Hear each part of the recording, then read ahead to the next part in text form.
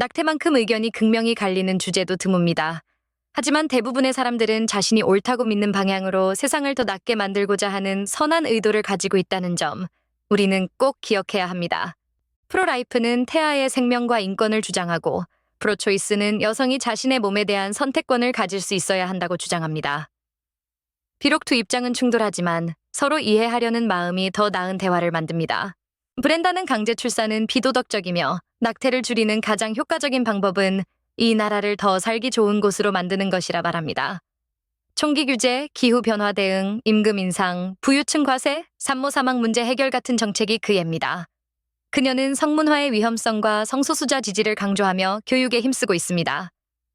라일라 로즈는 생명 존중을 위해 싸우는 작가이자 활동가로 라이브 액션이라는 단체를 설립해 태아의 권리를 옹호합니다. 그녀의 미디어 활동은 매달 1억 명에게 도달하고 주요 언론에도 실렸죠. 그녀는 생명을 위한 투쟁이라는 책의 저자이며 35세 이하 가장 영향력 있는 여성 중 한 명으로 꼽히기도 했습니다. 두 분 모두 제가 개인적으로도 좋아하고 존경하는 분들입니다. 이 자리에 나와주셔서 정말 감사드리고 저는 이 대화에서 어느 편도 들지 않는 중립적인 진행자 역할을 할 겁니다. 이제 본격적인 토론을 시작하겠습니다. 이제 각자의 입장을 2분 이내로 설명해 주세요. 브렌다, 먼저 말씀해 주세요. 저는 프로초이스보다는 재생산 권리와 정의를 지지한다고 표현하고 싶어요. 이는 안전한 낙태 접근권, 피임, 성교육, 성폭력으로부터의 자유, 그리고 안전한 공동체에서 아이를 키울 권리까지 포함합니다.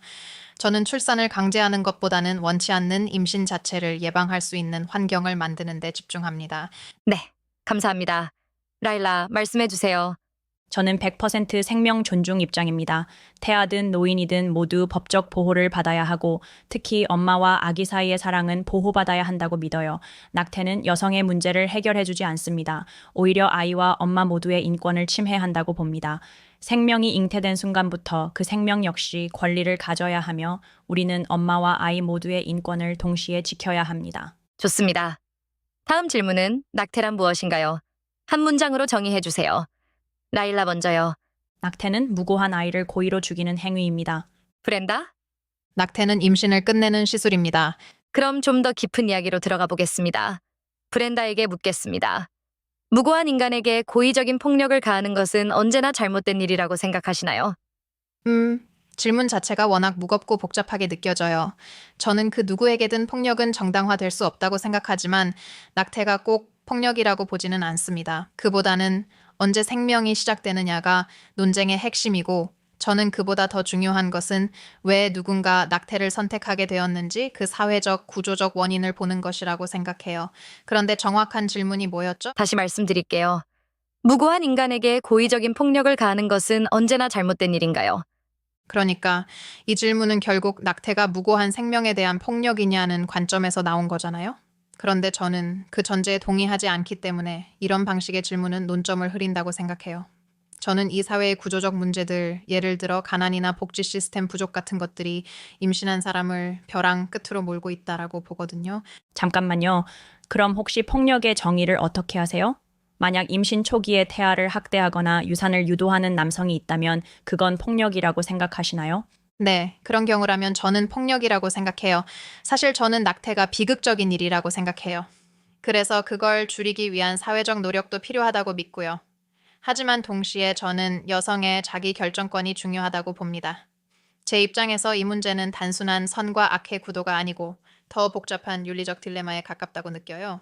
사실 이 질문이 저에겐 가장 어려워요. 정의 자체가 너무 복잡하거든요. 제가 여기 앉아 있는 이유는 언제 생명이 시작되는가 보단 낙태가 왜 일어나고 이를 어떻게 예방할 수 있는가에 더 초점이 있어요. 그 부분은 저도 공감해요. 우리 사회를 더 좋은 곳으로 만들자는 대화도 꼭 필요하죠. 하지만 현실은 매년 80만 명의 태아가 낙태로 죽고 있어요. 미국에서 사망 원인 1위예요. 하지만 그건 언어의 문제예요. 제 입장에서 낙태는 별개의 문제고 어린이 사망 원인 1위는 총기 폭력이에요. 총기 문제도 분명 심각하죠. 연간 7천 명이 희생돼요. 하지만 낙태는 그 수치를 훨씬 넘고 있고요. 제가 이해한 바로는 브렌다는 태아가 21주가 되어야만 인격체로 본다는 거죠. 그 경계는 너무 임의적이고 과학적이지 않다고 생각해요. 그 기준은 생존 가능성, 즉 자궁 밖에서도 생존할 수 있는 시점이에요. 특히 강간이나 아동 임신처럼 복잡한 상황에서 낙태는 더 어려운 문제죠. 저는 이 논의가 흑백 논리로 흐르는 게 불편해요. 충분히 이해돼요. 복잡하고 개인적인 문제니까요.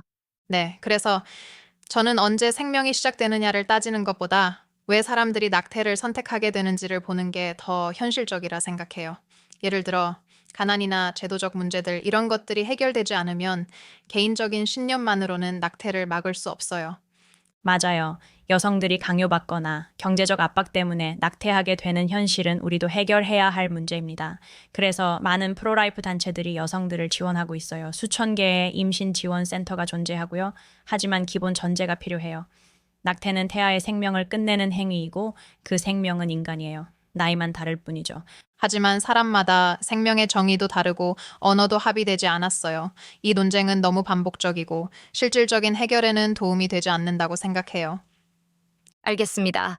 다음 질문으로 넘어갈게요. 라일라, 원치 않는 임신 상태에서 출산하게 하는 것이 도덕적으로 옳다고 생각하시나요? 그리고 신체적 자기결정권은 어떻게 보시나요? 저는 자기결정권을 지지해요. 누구든 자신의 몸에 대한 권리를 가져야 하죠. 하지만 임신은 이미 재생산이 끝난 상태예요. 그 안에 또 다른 인간이 존재합니다. 낙태는 그 생명을 의도적으로 끝내는 절차예요. 실제로 낙태 시술은 심장을 멈추게 하거나 신체를 분리해서 제거하죠. 잔인한 표현처럼 들릴 수 있지만 그게 현실이에요. 저는 그 표현 방식이 문제라고 봐요. 낙태 시술을 죽이는 행위로 묘사하는 건 공포심을 자극하려는 의도라고 생각해요. 총기 폭력으로 희생된 아이들의 사진은 아무도 보여주지 않잖아요. 그런데 낙태에 대해서만은 그런 자극적인 이미지를 계속 쓰는 건 불공정하다고 느껴요. 예를 들어 엘살바도르에서는 임신부의 주요 사망 원인이 자살이에요. 과거 미국에서도 낙태가 불법일 때 여성들이 스스로 옷걸이나 독성 약물에 의존해 몸을 훼손하거나 목숨을 잃는 일이 비일비재했죠. 저는 그 절박함이야말로 사회가 외면한 폭력이라고 생각해요. 더 속상한 건 생명 보호를 외치는 정치 세력이 실제로 생명을 지키기 위한 정책에는 반대한다는 겁니다. 성교육 확대, 총기 규제, 의료 접근성 향상 같은 실제적인 예방책엔 반대하면서 낙태만을 범죄화하려 하죠. 그리고 당신들 측은 자극적인 이미지나 폭력적인 표현으로 낙태를 악마화하지만 정작 불법 낙태로 고통받는 여성들의 모습은 보여주지 않잖아요. 저는 그런 이미지들이 필요한 이유가 있다라고 생각해요. 낙태가 실제로 어떤 행위인지 그리고 그것이 어떤 생명에게 어떤 일이 일어나는지를 사람들이 정확히 알아야 하니까요. 낙태는 인간의 생명을 끝내는 절차입니다. 그리고 그 대상은 완전히 무방비한 아이들이에요. 매년 80만 명의 아이들이 낙태로 죽습니다. 이건 단순한 의견 차이가 아니라 인권의 문제예요. 낙태는 합법화되어 있을 뿐 아니라 일부 주에서는 세금으로 그 비용까지 지원하고 있어요. 저는 이것이 우리 사회의 가장 심각한 인권 침해라고 봐요. 그래서 이 문제를 계속 이야기해야 하는 거예요. 물론 성교육, 복지 향상 같은 논의도 중요하지만 기본적인 생명의 보호가 선행되어야 나머지도 의미가 있다고 생각해요. 그런데 그런 폭력적 표현이 낙태 현실을 왜곡한다는 게 문제예요. 저는 가족계획연맹에서 낙태 수술을 받았고 그 경험은 제가 자율적으로 선택한 거였어요. 모든 낙태가 강요나 학대 속에서 이루어지는 건 아니에요. 그걸 일반화하는 건 여성의 판단 능력을 깎아내리는 거라고 생각해요. 제가 말하는 건 낙태가 실제로 어떻게 이루어지는지를 직시하자는 거예요. 예를 들어 이기 낙태의 경우엔 아이를 사지 절단하거나 심장을 멈추게 하는 약물을 주사한 뒤에 그 시신을 꺼내는 방식이 일반적입니다. 낙태 시술자들이 직접 증언한 자료도 있어요. 이게 너무 잔인하게 들릴 수 있지만 진실이 불편하다고 해서 외면할 수는 없어요. 만약 그런 절차들이 실제로 존재하고 고통을 최소화하지 못한다면 저는 개선이 필요하다고 생각해요. 그 점에선 어느 정도 공감할 수 있어요. 저는 낙태가 가능한 한 빠르고 고통 없이 이루어져야 한다고 생각하고 그걸 위해선 여성들이 더 빠르고 쉽게 의료 접근권을 가져야 해요. 지금처럼 수백 킬로를 이동하거나 비행기를 타야 하는 현실은 비인도적입니다. 방금 그 방식이 더 인도적이라는 말씀을 하셨어요. 그 말은 결국 우리는 살아있는 아이의 심장을 정맥에 약물을 넣어 멈추고 그 이후 해체하는 절차에 동의하고 있다는 뜻이죠. 그런데 역설적인 건 이런 방식을 사형수에겐 쓰지 못하게 하면서 죄 없는 태아에게는 허용하고 있다는 겁니다. 이건 너무나 불균형한 윤리잖아요. 그건 인간의 복잡한 사정 때문이에요. 저는 생명이 수정에서 시작된다고 믿기보다는 출생을 생명의 기준으로 봅니다. 그리고 저는 어떤 낙태도 가능한 한 이른 시점에서 결정되어야 한다고 생각해요. 생존 가능성, 즉 태아가 자궁 밖에서 살아갈 수 있는 시점인 20일에서 22주를 그 기준으로 삼는 것도 그런 이유입니다. 무엇보다도 저는 강제로 아이를 낳게 하는 것이 과연 도덕적인가에 대한 질문을 던지고 싶어요. 특히 10살짜리 아이들이 임신했을 때 그 임신은 거의 예외 없이 학대의 결과입니다. 그런 상황에서 출산을 강요하는 건 또 다른 폭력이라고 느껴요. 여성의 몸은 국가나 종교, 정치의 것이 아니에요. 스스로 결정할 수 있어야 합니다. 그런 학대 상황에선 명백히 범죄가 저질러진 거죠. 하지만 그 해결책이 또 다른 생명의 죽음이어야 할까요? 저는 아닙니다. 피해자가 있다고 해서 또 다른 피해자를 만들어선 안 돼요. 이건 과학적 문제이기도 해요. 수정 순간부터 유전적으로 독립된 생명이 시작된다는 건 명백한 생물학적 사실입니다. 이건 개인의 믿음이 아니라 과학의 이야기예요. 지금 브렌다는 과학적으로 생명이 시작되는 시점은 명확하더라도 언제 인격체가 되느냐는 철학적 문제라고 말씀하셨어요. 하지만 임신했다면 생명을 품고 있는 건 분명하잖아요. 그게 뭐든 무언가인 건데 생물학적으로 정확히 뭐라고 생각하세요? 저는 그걸 영혼이라고 표현하고 싶어요. 에너지처럼 움직이는 존재죠. 죽는다고 사라지는 게 아니라 그냥 이동할 뿐이라 믿어요. 근데 이 질문 자체가 저에겐 비생산적이에요. 저는 낙태를 좋아하지 않고 줄었으면 좋겠다고 생각해요. 하지만 그 논의가 생물학 수업처럼 흘러가는 건 너무 공허하게 느껴져요. 왜 낙태가 싫으신가요? 대부분 불필요한 상황에서 일어나니까요. 가난, 교육 부족, 정보 부족 등 그럴 필요 없는 상황에서 이루어진다는 게 너무 안타깝죠. 그래서 저는 가능한 한 빨리 자율적 판단이 가능한 시점까지만 허용돼야 한다고 봐요. 예를 들어 21주 전까지요. 그러면 20주 태아는 어떤 방식으로 죽이든 상관없다는 건가요? 인격체가 아니니까? 그 과정이 비인도적이어선 안 되죠. 저는 인간다움을 중시해요. 설사 인격체로 여기지 않더라도 절차는 고통을 최소화해야 해요. 그럼 라일라에게 묻고 싶어요. 예를 들어 12살 아이가 임신했을 때 그 아이에게 출산을 강요하는 게 도덕적으로 문제가 없다고 보시나요? 그런 경우는 거의 확실하게 성폭력에 의한 임신이죠. 하지만 그 상황에서 또 하나의 생명을 죽이는 건 또 다른 폭력을 더하는 겁니다. 두 아이 중 하나를 희생시키는 건 정의롭지 않아요. 낙태는 진정한 치유가 아니에요. 저는 가족계획연맹에서 낙태 시술을 받았는데 그 과정이 굉장히 따뜻했어요. 9시간 동안 여러 번 상담받았고 강요 여부도 확인했어요. 제 경험은 낙태가 무조건 강요나 무관심 속에서 이루어지는 게 아니라는 걸 말해줍니다. 그 경험에 대해선 진심으로 공감하며 경청하고 있습니다. 다만 낙태가 어떤 절차로 진행되는지는 숨겨져선 안 된다고 생각해요. 이기 낙태에서는 태아를 분해해서 꺼내는 방식이 일반적이고 일기 낙태에서도 흡입기에 강한 압력으로 해체가 일어나요. 네, 그 부분에 대해선 제가 충분히 알지 못했어요. 다만 저도 언어 선택에 대해 많이 조심스러워요. 낙태 권리를 지지하는 사람들 사이에서도 언어는 매우 신중하게 선택되거든요. 저는 그냥 제 경험과 배운 것들을 바탕으로 말하는 거예요. 그렇다면 어떤 표현이 불편하게 느껴졌는지 말씀해 주세요. 저는 대화를 더 잘하고 싶어요. 공격하려는 게 아니니까요. 그냥 우리가 같은 말을 반복하는 느낌이에요. 저는 여성들이 낙태를 선택할 때 그 이면에 존재하는 절박함과 고통에 주목하고 싶은데 대화는 계속 언제 생명이냐는 질문으로 되돌아가고요. 저는 그런 여성들이 사회에 의해 철저히 외면당한 거라고 생각해요. 그들에게 필요한 건 낙태가 아니라 진짜 도움입니다. 마음 건강이 무너진 사람에게 아이를 죽이게 만드는 건 또 다른 폭력이에요. 근데 그런 말이 성폭력 생존자의 고통을 너무 가볍게 여기는 것처럼 느껴져요. 저도 성폭력을 겪은 적이 있어서 알아요. 그 상황에서 당신이 그 생명을 책임져야 한다고 말하는 건 너무 가혹해요. 그것도 일종의 특권적 시선이에요. 제 말을 곡해해서 듣지 않았으면 좋겠어요. 상대방의 배경이나 경험을 단정짓는 것도 옳지 않다고 생각하고요. 성폭력 피해를 입고도 낙태를 하지 않았던 분들, 그리고 그것을 감사한 일로 여긴 분들도 많습니다. 그런 분들의 이야기 역시 소중해요. 물론 모든 경험이 중요하지만 그 위에 존재하는 인권과 도덕의 문제도 반드시 고려되어야 합니다. 모든 인간 생명은 권리를 가집니다. 네, 맞아요. 제가 단정하려 한 건 아니고 그저 성폭력을 직접 겪은 사람만이 낙태 여부를 결정할 자격이 있다고 믿는다는 거예요. 저 역시 낙태를 했고 그 아이의 아버지가 가해자였어요. 아이가 태어났다면 그와 양육권을 다투며 지옥 같은 삶이 됐을 수도 있어요. 지금 이 사회는 출산 이후 삶에 대해 전혀 준비되어 있지 않아요.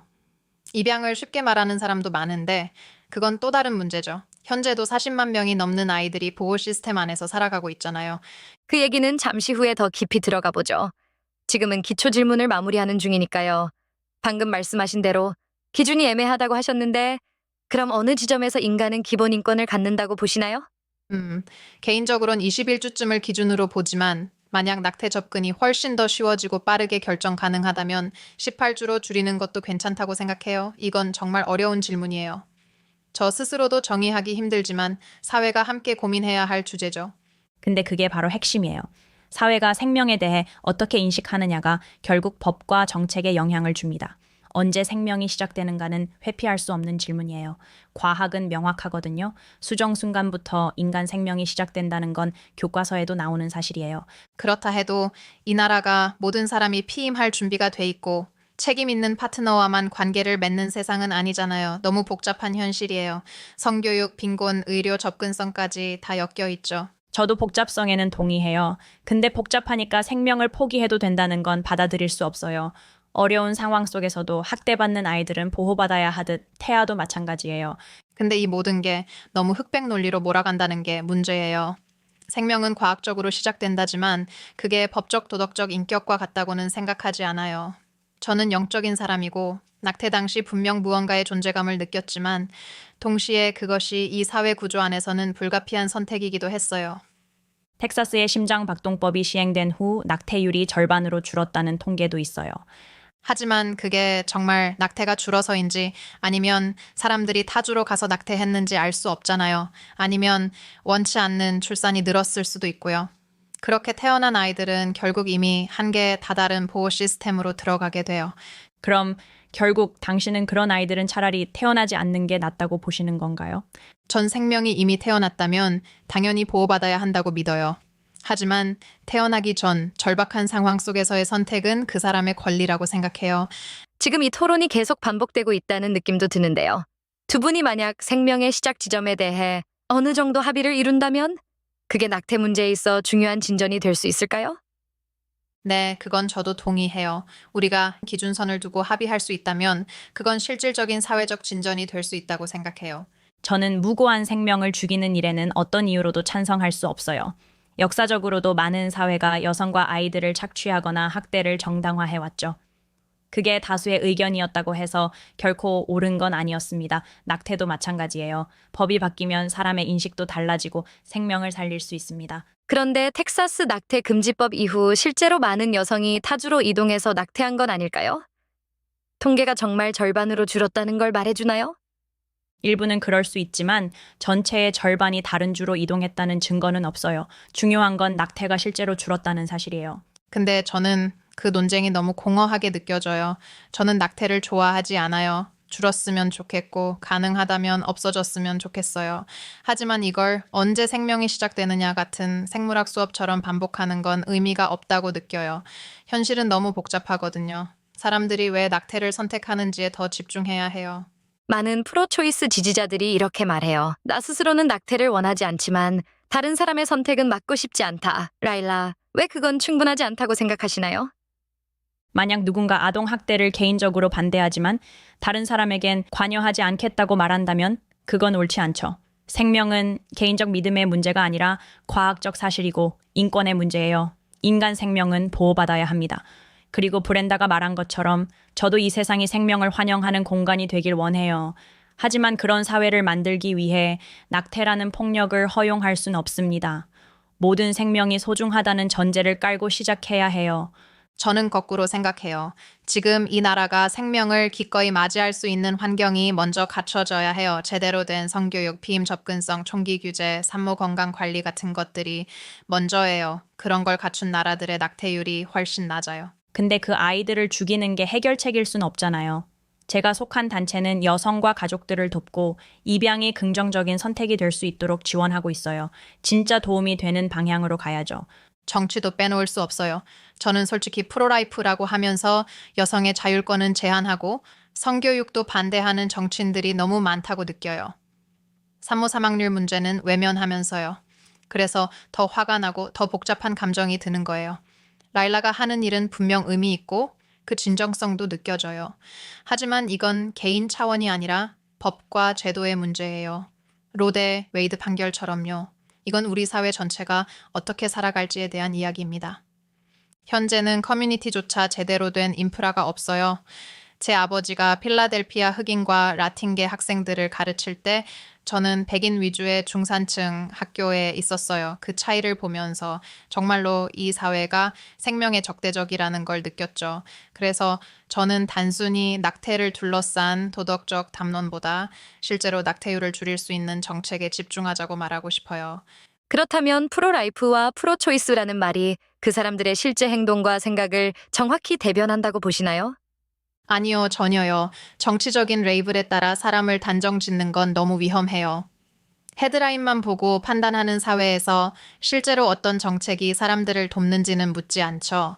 프로라이프가 정말 생명을 위한 입장이라면 낙태율을 줄일 수 있는 정책도 함께 지지해야 하는데 그런 경우가 드물어요. 저는 동의하지 않아요. 커뮤니티 내에서 실제로 의사들이 돈을 받고 생명을 죽이고 있는 현실이 있어요. 이건 폭력이자 죽음의 문화입니다. 그리고 브렌다가 이 아이들을 인간으로 인정하지 않는다는 점이 핵심적인 문제라고 생각해요. 저는 이 태어나지 않은 아이들의 존재권을 위해 이 자리에 나왔습니다. 그럼 그 아이들은 어느 집에 태어나게 되죠? 그건 이후 문제예요. 일단 존재할 수 있어야죠. 생명은 가장 기본적인 권리예요. 두 분이 실제로 여성 건강에 대해선 비슷한 생각을 가지시는 것 같은데요? 저도 여성에게 양질의 건강 관리와 지원이 필요하다고 생각해요. 단지 그게 정부 주도의 방식만이 정답이라고 보진 않아요. 지역사회 중심으로 책임을 나눠야 한다고 봐요. 납세자의 돈이 낙태가 아닌 산전 관리와 실제적인 건강 지원에 쓰이길 원하죠. 근데 전 그게 제 어깨에만 얹히는 게 안타까워요. 미국이라는 나라가 기본적으로 그걸 제공해야 한다고 생각해요.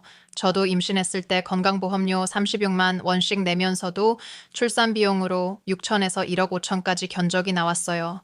그땐 저한테 연락했으면 좋았을 거예요. 무료로 도와줄 수 있는 의사를 연결해 줄 수 있었어요. 그런 시스템이 있다는 걸 몰랐어요. 모두가 알 수 있도록 해야죠. 그래서 저희가 그런 클리닉들을 전국적으로 더 많이 알리기 위해 힘쓰고 있어요. 예를 들어 오브리아 클리닉은 산전 진료부터 육아 지원, 양육 교육까지 전방위로 돕고 있어요. 그런데 이런 기관들은 정부 지원을 받기도 어렵죠. 단지 프로라이프라는 이유로요. 너무 슬픈 일이에요. 왜 둘 중 하나만 선택해야 하죠? 저는 세금으로도 민간으로도 지원되어야 한다고 봐요. 우리는 왜 여성 건강을 위해서 계속 싸워야 하나요? 이게 최우선이 되어야 해요. 지금 말하는 것처럼 세금과 민간 둘 다 병행되는 방식이라면 괜찮다고 보세요? 그게 제가 정말 하고 싶은 얘기예요. 어떻게 하면 임신한 사람들을 제대로 보호할 수 있는가? 어떤 정보와 지원이 있는가? 어떤 정부 프로그램이 가장 도움이 되는가? 이런 이야기야말로 정말 생산적인 논의예요. 만약 우리가 흑인 여성의 산모 사망률 문제를 어떻게 해결할지 논의하고 있었다면 저는 하루 종일 누군가랑 그걸 두고 논쟁할 수 있어요. 그런 게 진짜 의미 있는 논의예요. 이 지점에서야말로 우리가 만날 수 있는 지점이죠. 라일라, 당신은 커뮤니티를 돕는 활동을 많이 하고 계시지만 현실적으로 작년에만 60만 건이 넘는 낙태가 있었어요. 그 아이들이 다 태어난다면 많은 수가 가난한 환경에 놓일 텐데 그에 대한 계획이 있으신가요? 저는 이렇게 말씀드리고 싶어요.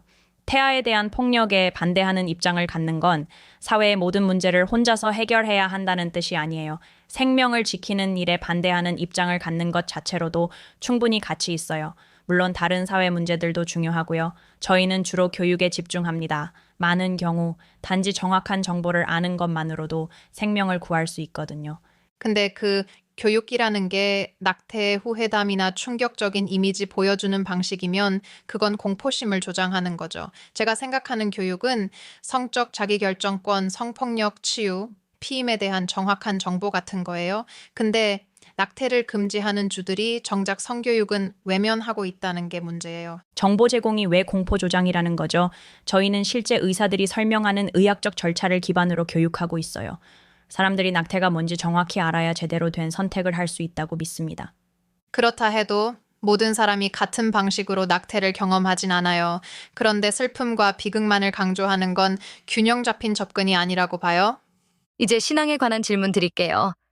브렌다, 본인의 기독교 신앙 때문에 프로초이스라고 하셨는데 좀 더 자세히 말씀해 주시겠어요? 저는 신앙적으로 자율성이 하나님이 주신 권리라고 믿어요. 물론 임신은 또 다른 생명의 가능성을 내포하죠. 하지만 저는 예수님의 삶을 보면서 세상에 존재하는 수많은 비극과 고통을 외면할 수 없었어요. 제 아버지가 흑인 지역 학교에서 아이들을 가르칠 때 매년 여름 몇 명씩이나 총기나 굶주림으로 목숨을 잃는 현실을 보며 자랐거든요. 이런 사회 구조를 바꾸지 않고 낙태만 막겠다는 건 너무 피상적인 해결이라고 느껴요. 저도 기독교 신자이고 저희 활동가들은 정말 매일 현장에서 여성들을 도우려 노력하고 있어요. 그건 정말 훌륭하다고 생각해요. 하지만 일부 커뮤니티는 그조차 접할 수 없는 상황에 있어요. 그래서 비영리 단체들에만 의존하기보다는 세금 구조나 입법을 통해 이 문제를 제도적으로 해결해야 한다고 봐요. 그리고 그 시작은 성교육입니다. 이걸 막는 건 정말 이해할 수 없어요. 저도 여성과 남성 모두 자신의 몸과 생식에 대해 제대로 배워야 한다고 생각해요. 성교육은 중요하죠. 다만 그 내용에 대해서는 구체적으로 논의할 필요가 있다라고 봅니다. 저는 성교육의 핵심은 건강한 관계를 가르치는 거라고 봐요. 그런데 제가 본 가족계획연맹의 성교육 자료는 오히려 해로운 성적 행동을 조장하고 감정적, 심리적으로 해를 끼칠 수 있다고 생각해요. 전 그 말에 동의할 수 없어요. 저는 직접 포괄적 성교육을 가르치고 있고, 그건 동의의 중요성, 자기 몸에 대한 이해, 부적절한 접촉을 식별하는 법을 포함해요. 연령에 맞게 단계적으로 교육하죠. 이건 성폭력을 줄이는 데도 효과가 있고, 실제로 성관계를 시작하는 시기를 2년가량 늦춘다는 통계도 있어요. 하지만 거기서 가르치는 방식은 너무 어린아이들에게 자위 같은 걸 유도하는 식으로 보여요. 그건 부적절하지 않나요? 그건 오해예요. 아무도 아이들에게 자위를 가르치지 않아요. 오히려 아이들이 자기 몸에 대해 제대로 배워야 포르노 같은 유해 정보에 노출됐을 때 잘 대처할 수 있어요. 포괄적 성교육은 아이들이 자기 결정권을 갖고 건강하게 성장하도록 돕는 겁니다. 하지만 그 교육에는 도덕적인 기준이 없잖아요. 그냥 동의만 있으면 성관계가 괜찮다고 가르치는 건 너무 기준이 낮다고 봐요. 그건 문화나 종교에 따라 달라요. 당신은 가톨릭적 관점을 갖고 있지만 모든 사람이 같은 도덕관을 갖고 있진 않죠. 포괄적 성교육은 다양한 가정과 아이들에게 정보를 주는 역할을 하고 부모가 그 위에 자기 가치관을 덧붙이면 돼요. 그럼 여기서 중요한 건 아이의 범주가 어디까지냐는 것 같아요. 10살, 12살도 아이인가요? 네, 당연히 아이들이죠. 그 연령대에 맞는 방식으로 교육해야 해요. 저도 그건 명확하게 동의해요. 그런데 아까는 아이들이 스스로 결정할 수 있다고 하셨잖아요. 그럼 도덕적 기준 없이 아이가 성적 행동을 결정해도 된다는 말인가요? 그게 아니라 교육은 복잡하고 진화하는 과정이라는 거예요. 성교육은 단순히 하나의 기준으로 말할 수 없고 나이에 따라 다르게 접근해야 해요. 우리가 아이들에게 수학이나 과학을 연령에 맞게 가르치듯이요. 아이들에게 자기 몸에 대해 알려주는 건 중요하지만 3살짜리 아이가 자위하는 걸 용인하거나 유도하는 식의 교육은 학대라고 생각해요. 이건 자위고 방에 가서 해봐도 된다는 식은 부적절하고 아이를 성적으로 대상화하는 거예요. 아이들은 본능적으로 자기 몸을 만져요. 그걸 부끄럽게 여기지 않도록 알려주는 게 포괄적 성교육의 일부예요.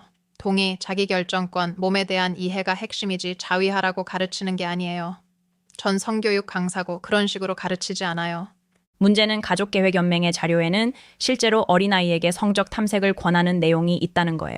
그런 건 정말 잘못된 방향이에요. 제가 그 단체를 전적으로 지지하는 건 아니지만 저소득층 여성에게 유일한 의료 접근권을 제공해준 점에선 감사하게 생각하고 있어요. 성교육도 각자의 문화와 가치에 따라 다를 수 있으니 도덕적 잣대를 강요하면 안 된다고 생각해요. 결국 포괄적 성교육에 대한 정의와 실행 방식에 서로 다른 관점이 있는 것 같네요. 이건 단독 에피소드로 다룰 수도 있을 만큼 중요한 주제예요. 자, 다시 낙태 이슈로 돌아와서 질문 드릴게요. 강간이나 근친상간 같은 끔찍한 상황 또는 산모의 생명이 위험한 경우에도 낙태를 반대하시나요?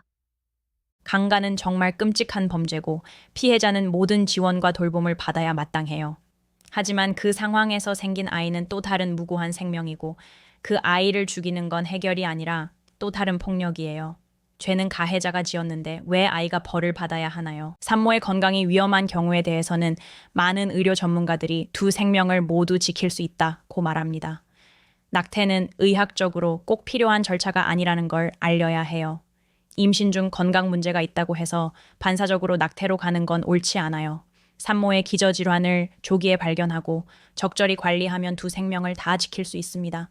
생명을 살리는 방향으로 의료 시스템이 개선되어야 해요. 저도 동의해요.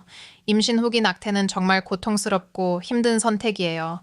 저도 그런 여성들의 이야기를 들어왔고, 그건 분명 비극입니다. 다만 모든 사람이 낙태를 쉽게 선택하는 건 아니에요. 다양한 상황과 사람들의 고뇌가 존재하죠. 그럼에도 일부 낙태 시술자들 중엔 정말 잔혹하게 행동하는 이들이 있어요. 어떤 의사는 직접 낙태 도구로 아기를 해치는 걸 농담처럼 이야기하기도 했고요.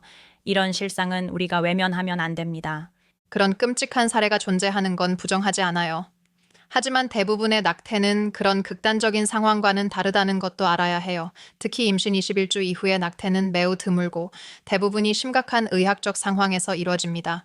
그래도 연간 약 10,000건의 21주 이후 낙태가 이루어지고 있어요. 그 수치는 총기 사망 아동 수보다도 많습니다. 인간 생명이라면 그 생명을 보호하는 게 맞지 않나요? 저는 생명을 우선시하는 마음이 있어요. 하지만 그만큼 중요한 건 이 나라가 출산을 긍정적으로 선택할 수 있는 환경을 만들어주는 거예요. 현재는 의료비, 산모 사망률, 극심한 빈곤 때문에 출산이 오히려 위험하게 여겨져요. 그럼 법으로라도 21주 이후 낙태는 제한해야 하지 않나요? 아이가 생존 가능한 시점인데요. 전제는 의학적으로 불가피한 경우여야 해요. 만약 생명을 구할 다른 방법이 있다면 당연히 그렇게 해야죠. 하지만 저는 현재로선 그 판단이 의료진과 여성의 판단에 따라 이루어지고 있다고 알고 있어요. 정리하자면 두 분 다 낙태가 의료적으로 꼭 필요한 경우는 많지 않다고 생각하시나요? 특히 임신 후반부에선요? 저도 그럴 수 있다고 생각해요. 만약 더 나은 대안이 있다면 그 정보가 여성에게 제공되어야 한다고 믿어요. 제가 아직은 그 분야에 대해 완전히 숙지하지 못했지만 필요하다면 논의하고 기준을 함께 만들 수 있다고 생각해요. 그렇다면 그런 대화부터 시작하면 좋겠네요. 더 많은 선택지를 알리는 것, 그게 생명을 지키는 길이 될 수 있습니다. 낙태는 태아에게 극심한 고통을 줍니다. 고위험 산모 진료 경험이 풍부한 의사들도 임신 중 건강 문제로 아이를 죽여야 했던 경우는 거의 없다고 해요. 정말 드문 경우엔 조산을 유도할 수는 있지만 그건 낙태와는 다르죠. 낙태는 아이를 죽이는 걸 전제로 합니다. 그럼 초기 임신에서 산모의 건강상 문제가 있을 때도 마찬가지인가요? 대부분은 시간이 지나면서 상태가 좋아지거나 임신을 유지하면서 치료가 가능해요. 극히 드문 경우라면 어쩔 수 없지만 그런 상황도 아이를 죽이지 않고 분만을 유도할 수 있어요. 의료진이 잘못된 정보를 주거나 밀어붙이는 건 절대 있어선 안 된다고 생각해요. 많은 경우에 부모들도 아이에게 문제가 있어도 낳고 싶어 해요. 중요한 건 그런 선택이 가능한 환경을 만드는 거죠. 하지만 지금은 아이에게 장애가 있다고 하면 바로 낙태를 권유해요. 이게 법적 낙태 허용의 문화적 영향이에요. 아이가 한쪽 팔이 없다 해도 생명을 포기해야 하나요? 맞아요. 장애가 있다는 이유로 생명을 거부하는 건 부끄러운 일이에요. 다양한 삶의 형태가 사회에 알려져야 하고 그 안에서 살아갈 수 있는 사회적 기반이 마련돼야 해요. 그럼 문화적 허용과 법적 허용이 장애를 가진 아기들의 생명권에 영향을 미친다는 점 인정하시나요? 인정해요. 의료진은 낙태만이 답인 것처럼 안내해서는 안 되고 사회도 아이를 낳고 기를 수 있는 환경을 만들어야죠. 저도 낙태 경험이 있지만 제겐 트라우마로 남지 않았고 제 나름의 의미와 성찰이 있어요. 모든 사람이 같은 경험을 하진 않아요. 그렇다면 성별 선택을 이유로 한 낙태는 어떻게 보세요? 말도 안 되는 일이죠. 그건 정말 미친 짓이에요. 절대 용납할 수 없어요. 성별 선택 낙태로 전 세계 수백만 명의 여아가 희생됐어요. 미국 일부 지역에서도 그런 일이 실제로 벌어지고 있고요. 그런데 가족계획연맹은 성별 선택 낙태 금지 법안에 반대한 적이 있습니다. 전 그건 미친 일이라고 생각해요. 가부장제의 산물이죠. 하지만 법으로 막는 건 다른 문제예요. 그런 판단을 법이 대신하게 되면 여성의 자율권 자체가 흔들릴 수 있어요. 그럼 성별 선택 낙태도 교육으로 막아야 한다는 입장이시군요? 네, 법보다는 인식 개선이 중요하다고 봐요. 저도 그런 낙태는 비극적이라고 생각하지만 선택권을 원천적으로 막는 건 더 위험할 수 있어요.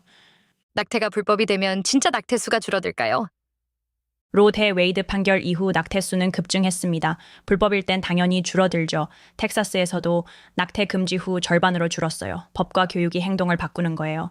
하지만 요즘엔 약으로 집에서 낙태하는 경우도 있고 통계가 정확히 잡히지 않잖아요.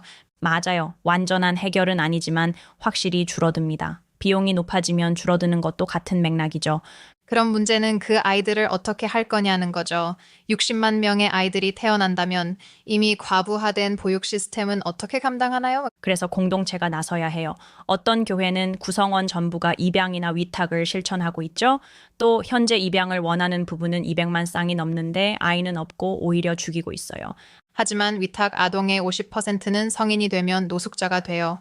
사회가 아이를 책임질 수 있는 구조가 아직 없는데 아이들 수만 늘리면 어떻게 합니까? 그렇기 때문에 지역 단위의 지원과 민간 단체, 생명 존중 문화를 함께 키워야 해요. 돈도 더 투입해야 하고요. 브렌다, 그렇다면 원치 않는 임신에 대해 입양이 해결책이 될 수 있다고 보시나요? 현실은 그렇지 않아요. 이미 40만 명의 아동이 보육 시스템에 있고 여기에 60만 명이 추가된다면 그 아이들 모두가 기본적인 삶조차 보장받기 어렵죠. 하지만 미국은 인구 감소 위기예요. 아이가 많아서 문제라는 건 사실이 아니에요. 솔직히 말해서 매년 60만 명이 넘는 아이가 태어난다면 이미 제대로 돌보지 못하고 있는 수많은 사람들을 고려할 때 현실적으로 감당하기 어려운 숫자라고 봐요. 입양과 위탁 시스템이 지금보다 훨씬 개선되지 않는 한 아이를 낳으라고만 강요하는 건 무책임하다고 생각해요. 하지만 누군가는 그 아이들을 원하고 그런 아이들을 돌보려는 단체와 사람들이 매일 생겨나고 있어요. 정부가 그들을 더 적극적으로 지원했으면 해요. 입양도 그냥 아이를 시스템에 넘기는 게 아니에요. 산모가 원하는 가정을 직접 고를 수 있어요. 그런 시스템이 있다는 걸 몰랐어요. 만약 더 많은 여성이 그런 옵션을 쉽게 알 수 있다면 훨씬 더 많은 선택지가 생기겠죠. 하지만 임신 자체도 엄청난 부담이에요. 제 몸은 출산 후에 손상됐고 제대로 된 산후 치료조차 받지 못했어요. 이 나라는 임산부를 제대로 돌보지 않아요. 그래서 저는 낙태가 아니라 살리는 모델을 지지해요. 의료비 걱정 없이 출산하고 산후 치료까지 받을 수 있는 시스템을 만드는 거죠. 실제로 그런 일을 하고 있는 단체들도 있고요. 그건 정말 필요하죠. 하지만 현실은 너무 많은 여성이 그 정보조차 모르고 가족계획연맹 같은 곳만이 유일한 접근 가능 옵션이에요. 그들이 낙태만 하는 게 아니라 피임도 제공하고 있어요. 그런데 가족계획연맹은 대부분의 경우 출산 전 진료나 양육 지원 같은 걸 제공하지 않아요. 피임조차 실패해서 온 환자들이 많고요. 그래서 저는 더 나은 여성 건강 시스템이 필요하다고 봐요. 그럼 임신이 정신적으로 감당이 안 되는 여성들, 예를 들면 우울증 약을 먹고 있는 경우엔 어떻게 생각하세요? 정신 건강 시스템을 강화해야 해요. 낙태는 정신 건강을 개선하는 게 아니라 오히려 더 나빠지게 합니다. 낙태 후 자살률이 높다는 연구도 있어요. 저도 정신건강관리가 절실하다고 보지만 현재 그런 시스템이 없어요. 인프라가 없는 상태에서 낙태를 금지한다면 그건 무책임한 일이죠. 마지막 질문입니다. 여성들이 사회에서 성공하기 위해 낙태에 의존해야 하는 상황이라면 그건 바람직한 사회인가요? 저는 지금 혼자 아이 키우면서 일하고 있는데요. 아이가 5살이 될 때까지는 정부에서 제공하는 교육이나 케어가 없어서 진짜 힘들어요. 커리어에도 영향이 크고 제 아들도 또래 친구들과 어울리는 기회를 놓치고 있죠. 그나마 저는 상대적으로 특권을 가진 사람이고 더 힘든 환경에 있는 엄마들은 말도 못해요. 라일라, 그 질문에 짧게 답해 주시겠어요? 여성들이 사회에서 성공하려면 낙태에 의존해야 한다는 주장이 있잖아요? 그건 잘못된 생각이에요. 여성들이 아이를 낳고도 일할 수 있도록 사회적 지원을 더 확대해야죠. 저희도 유급 가족 휴가나 자녀 세액공제 같은 정책을 지지하고 있어요. 낙태가 여성의 성공수단이 되면 안 됩니다. 그 부분은 동의해요. 다만 저는 낙태가 필요한 근본 원인은 해결되지 않은 채 그런 논의가 진행된다고 느껴져요. 저소득층 여성들이 겪는 현실은 단순한 선택의 문제가 아니거든요. 인구 과잉 문제에 대한 질문도 드릴게요. 라일라, 아이들이 너무 많아지면 사회에 안 좋은 영향이 있지 않냐는 의견에 대해 어떻게 생각하세요? 인구 과잉이 문제가 아니라 사실 우리는 인구 감소 위기를 겪고 있어요. 유럽 대부분도 출산율이 낮아서 사회 경제적 문제가 생기고 있죠. 아이는 위협이 아니라 우리 사회의 일부예요. 우리가 서로를 돕는 문화를 만들어야 해요. 근데 지금 경제 구조 자체가 대다수 사람들에게 불리하게 짜여 있어요. 사람들은 애를 낳고 싶지 않아서 안 낳는 게 아니라 낳을 수 없는 환경에 있기 때문에 선택을 유보하는 거예요. 그래서 위기라고 말하기엔 맥락이 부족하다고 느껴요. 마지막 질문 드릴게요.